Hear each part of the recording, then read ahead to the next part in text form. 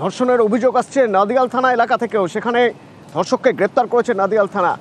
বিশেষভাবে সক্ষম একজনকে ধর্ষণের অভিযোগ তার বিরুদ্ধে।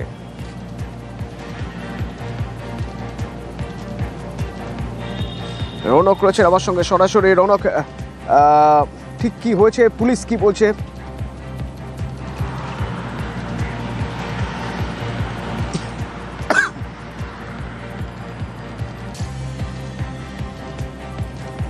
রৌনক, শোনা যাচ্ছে?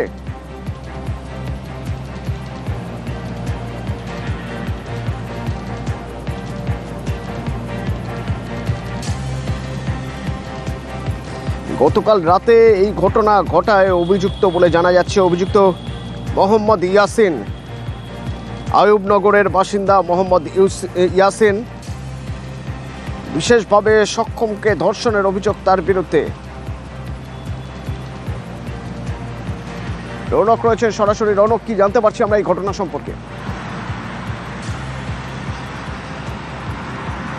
দেখো, একেবারেই নাদিয়াল থানার অন্তর্গত আয়ুবনগরে গতকাল রাত 12:35 নাগাদ এই বিশেষভাবে সক্ষম মহিলাকে ধর্ষণ করা হয় এবং গতকালই খবর পাওয়া মাত্রই নাদিয়াল থানার পুলিশ ঘটনাস্থলে পৌঁছায় এবং অভিযুক্ত যে মোহাম্মদ ইয়াসিন তাকে আজ সকাল 6:30 নাগাদ এই আয়ুবনগর অঞ্চল থেকেই গ্রেফতার করা হয়। ইতিমধ্যে মহিলার প্রাথমিক যে শারীরিক পরীক্ষা, সেই পরীক্ষা পুলিশ সম্পন্ন করেছে। মেডিকো লিগাল টেস্টের জন্য পুলিশ আবেদন করেছে এবং মহিলার গোপন জবানবন্দির জন্য কোর্টে আবেদন করা হয়েছে। আজ এই অভিযুক্ত মোহাম্মদ ইয়াসিনকে আদালতে তোলা হবে।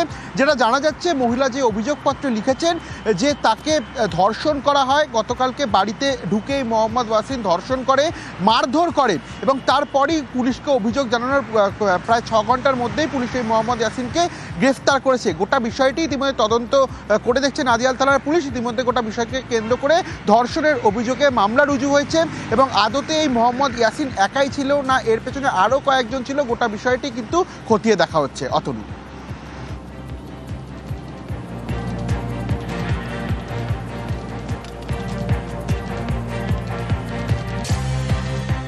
নিউজ ফ্ল্যাশ নিবেদন করছে